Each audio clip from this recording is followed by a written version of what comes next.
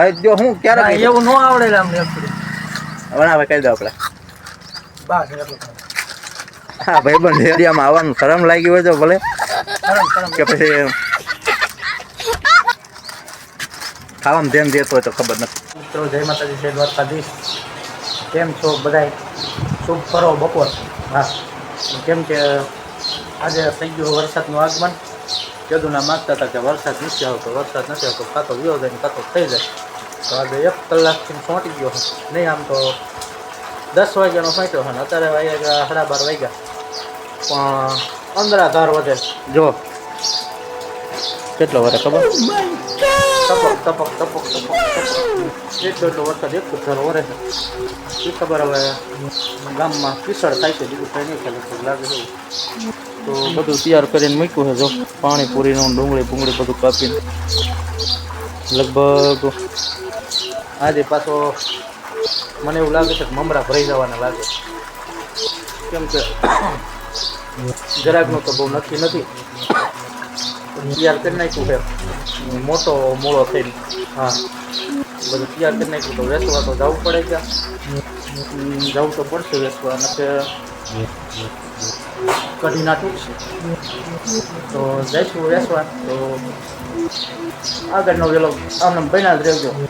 જેમ જેમ કામ કરતું રહે ને એમને તમને જમાડતું રહે. અત્યારે ચાલુ કર્યું બરાબર બરાબર બનાવી દીધું વલકમાં. ફાઇનલી મિત્રો શું બનાવ્યું છે? બાજરાના બઢા છે, મરચાં શેકેલા છે. બા શાક કેનું કર્યું છે? ચણા મગની દાળ કરી છે. તો ક્યાં ભાણુભાઈ ગયા હતા? ભાણુભાઈ ગયા છે ક્યાં ગયા હતા? વગડિયા ગયા હતા હે?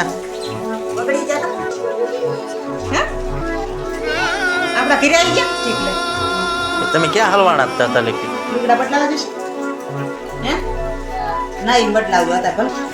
મસ્ત મસ્ત રોટલા બની ગયા બાજરાના અને ઘઉંના. અને આ દાળ બની છે. કેની દાળ છે બા? ચણા મગની દાળ છે મસ્ત. આવી જાઓ. મરસા છે લીલા તળેલા. મારો ભાણુભા જોવે છે. ખાવું છે ને? બે જાઓ ખાવા. તો બધા અત્યારે ભેગા થયા છે. હવે બન્યા રહે.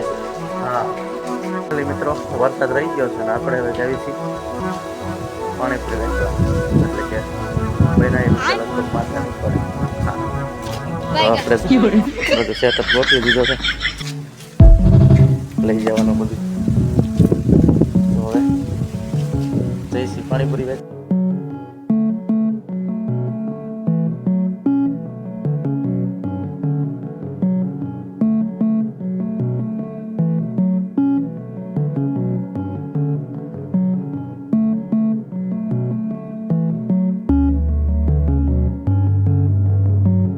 ફાઇનલી મિત્ર આપણે દુકાન આવી ગયા છે. ત્યાં સ્ટેન્ડ આપણે રાખી અહીંયા અને આપણે બધો સેટઅપ ઉતારી લીધો છે અને ગોઠવી દીધું છે લારી ઉપર.